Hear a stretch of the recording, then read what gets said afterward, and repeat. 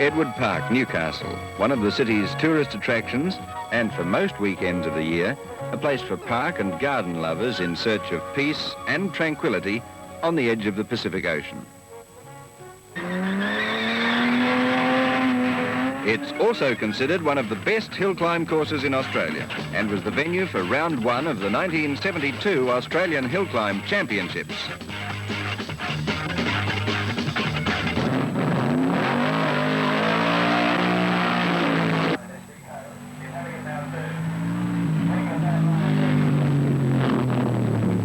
The tough, demanding course, which calls for precise handling and sharp reflexes from the drivers, starts down alongside Newcastle Beach before the start of the steep climb, and the first test for the drivers and the cars, Craven Filter Corner, an awkward right-hander.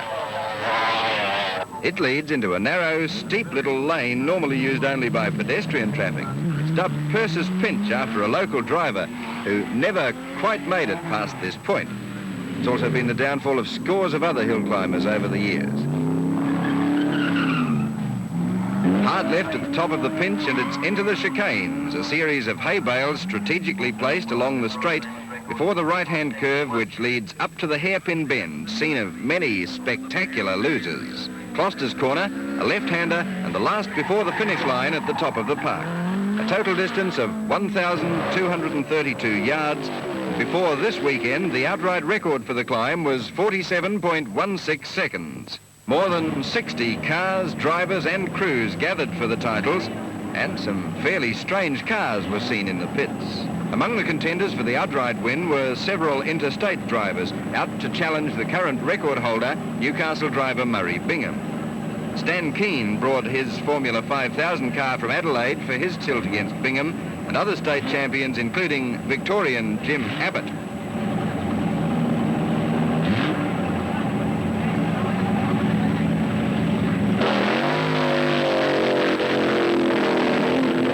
Further opposition was promised from another Victorian, Paul England, in his twin-engined four-wheel drive Oscar. And in the first runs, the southern competitors were watched with keen interest.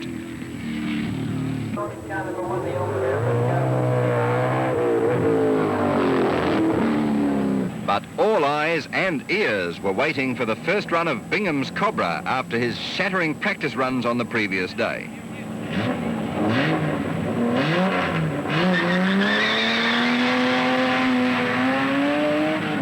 On this first run, he smashed the official record, bringing it down to 45.75, setting an almost impossible task for his challengers.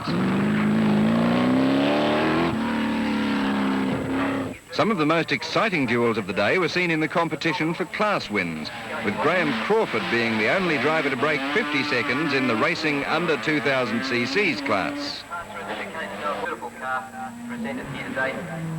Bill Stoddart was one of those who tried to make up the leeway, but the best time he could manage was a 50.35, which put him third in his class behind David Tate.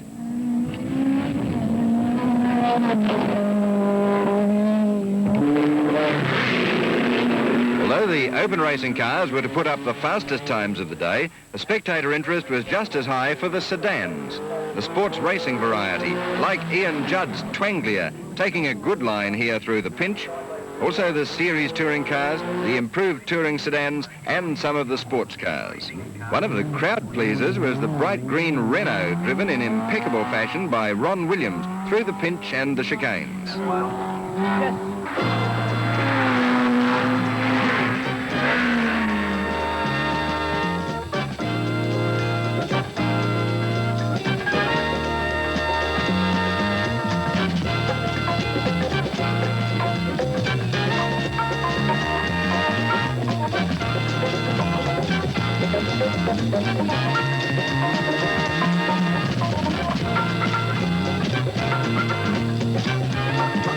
In the improved touring class over 2,000 cc's, contested by several Tirana XU1s, record holder Brian Mayman set out to make sure nobody challenged him, setting a blistering pace on each of his runs.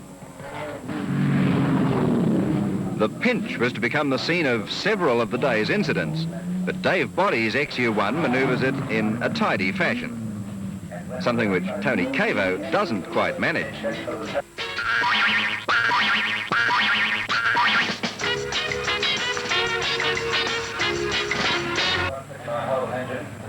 The next victim was the Twanglia, which became entangled in the wall of sandbags and effectively put the Victorian driver out of the titles. Some breathtaking excitement was to develop during the day in what became known as the Battle of the Minis, with local drivers Peter Mullen and Jim Sullivan duelling with Victorian rallycross man Lindsay Siebler in the sports racing closed class. On this first run, Siebler set up an incredible 50.86, clipping more than 1.5 seconds off Peter Mullen's existing record, which the two Newcastle drivers then set out to catch.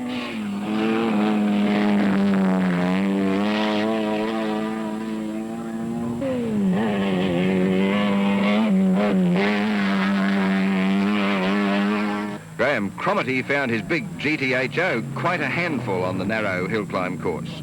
Through the pinch, he came down on the side of discretion, but picked up speed through the chicanes.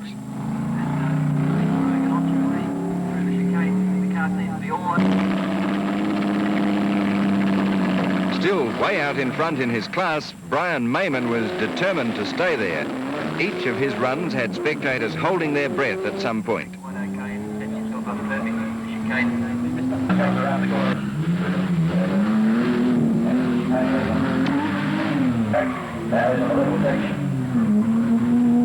On this run, he almost lost it at the approaching hairpin.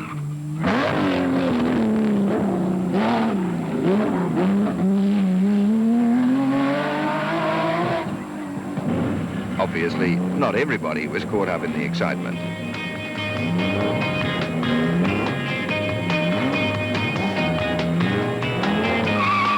But throughout the day, the pits area overlooking Newcastle Beach was the scene of almost as much activity as the course itself. And for the organisers, members of the MG Car Club of Newcastle, there was just as much work on the day looking after all the details that go into the successful running of a championship hill climb. But all the while, the action continued with the big racing cars chasing Murray Bingham's outright lead. Keen's Immaculate Elfin was quite a handful on the hill, particularly at the hairpin. The course took its toll of several cars, including Paul England's four-wheel drive Oscar. He had to weld up a crack in the chassis halfway through the day.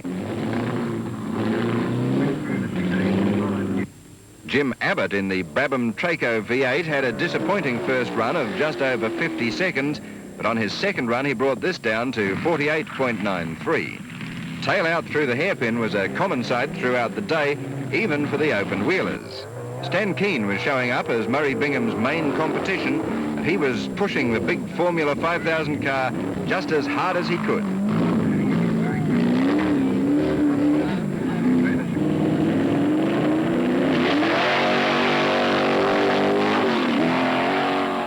With a leading margin of just over half a second, Murray Bingham was taking no chances of losing his lead.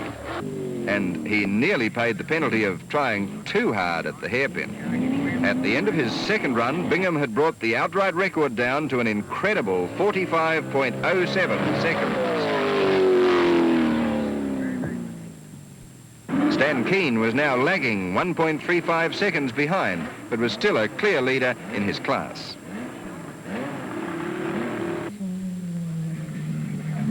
In the smaller racing car class, David Tate was chasing Graham Crawford's record time of 49.09, but the Cooper Ford finished almost a second behind. Barry Garner in his Bowen Holden goes very tidily through the chicanes and quickly into the right-hander. Kevin Rawlack, like many of the drivers, found the sun something of a problem on his later runs approaching the pinch.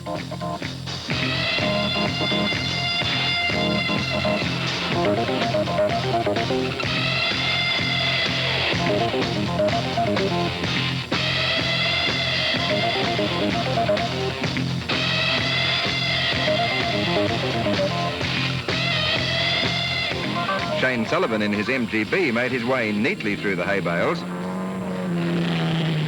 while on the other hand, Ray Foster was a little spectacular.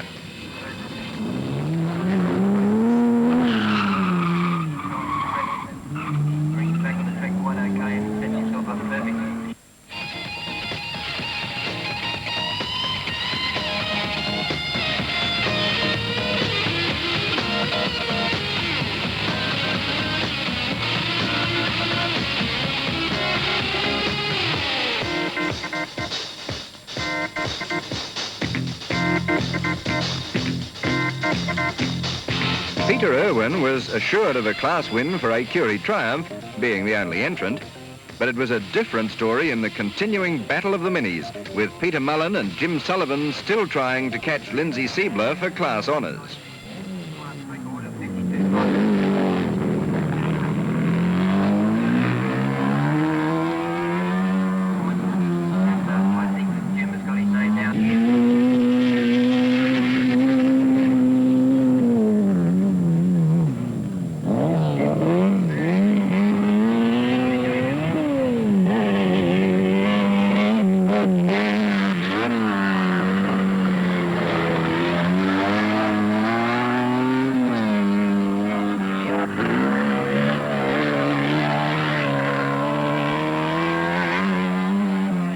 Another mini driver, but in a different class, was Wilf Slater, going very cleanly through the chicanes. But tidiness was the last thing in the minds of other mini drivers.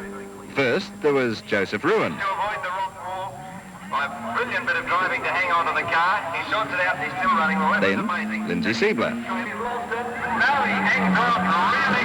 He's right driving. Into the car. The car's come to bits, but no damage at all. He went off the road. There's the grass right down into the sunken garden. First time that we've seen the sunken garden wearing a purple mini for decoration. But there was no doubt about that. He was just trying much too fast. Got all switched up before even Craven filled a corner, got around it sideways and just managed to hang onto it, overcorrected and went off on the inside down into the sunken garden. And there he is, well and truly, 25 yards off the seal surface. And that was Peter Mullen, which left the class win to Jim Sullivan. Too hard.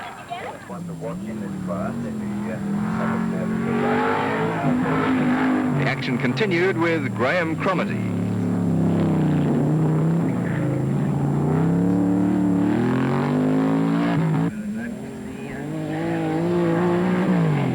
Sydney driver Stan Adler provided his usual rock and roll thrills.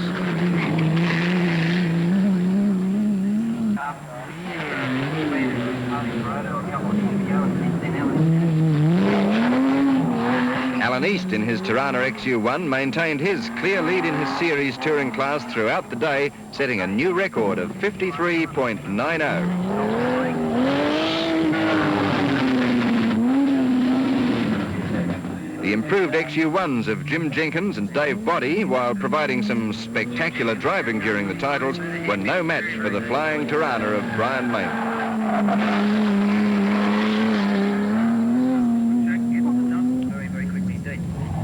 Yes, we've got Dave Boddy, got the tail out well.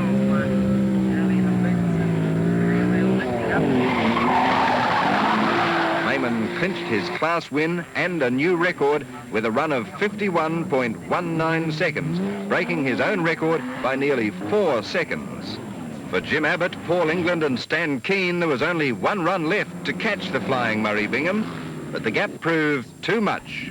So the first round of the Australian Hillclimb title went to a very happy Murray Bingham. He later went on to clinch the 1972 series.